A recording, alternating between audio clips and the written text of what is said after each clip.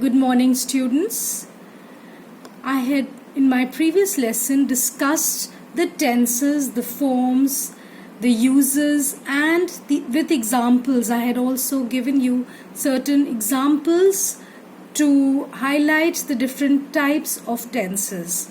So in this particular lesson, we are going to just reinforce what we have already studied.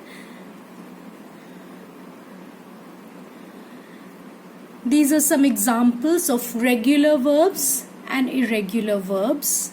So here there's a whole list of present, past participle, regular verbs, and then the present, past participle of irregular verbs. So these are different verbs that can be used when you're filling in the blanks for the paragraphs.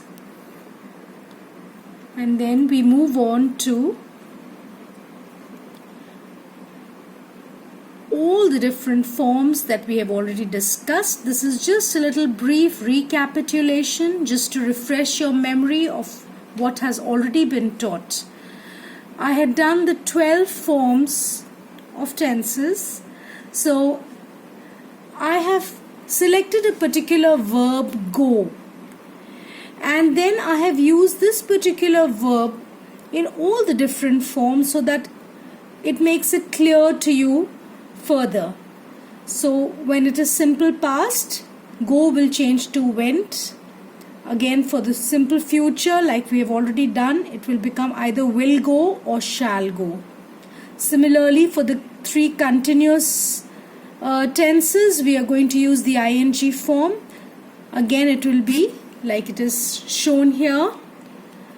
Then when we did the perfect tense, I told you we will be using the third form of the verb. So these are the examples given of the three: past, present and future. And then we have the past perfect continuous and present perfect continuous and future perfect. So these are the examples there before you. So this is how I have used the verb go in all of the different forms.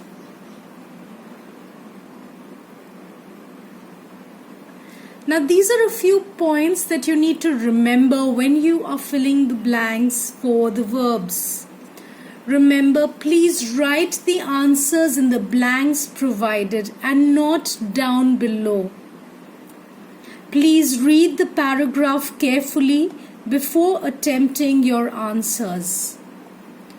It is important to read the first solved answer before writing the next. Follow the rules of the forms of the verb minutely before writing your answers. Now this is a sample paragraph before you, children, which I will be discussing with you, the solution, but I want you to first try to work it out on your own.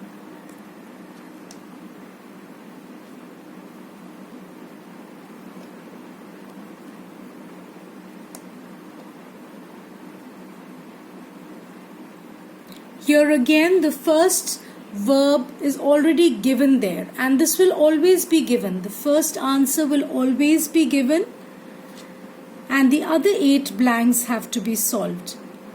So please be very, very clear about, first read this carefully and follow the sequence, because this will help you to be able to gauge what will come next.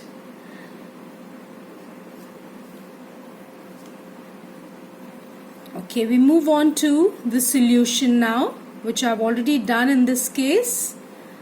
As you can see, all the 8 I have solved for you.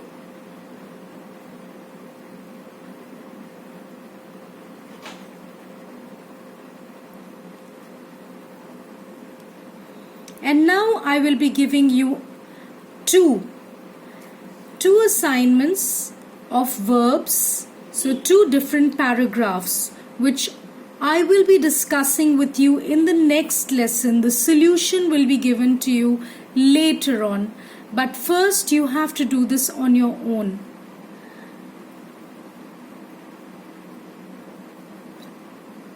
And remember all the three that we have done, that is the sample one and these two which I have given you for assignment. All these three will be done in your FAIR exercise books. Again, the first one has already been solved for you. Please follow the sequence. And now I move on to the second assignment. This is your second assignment.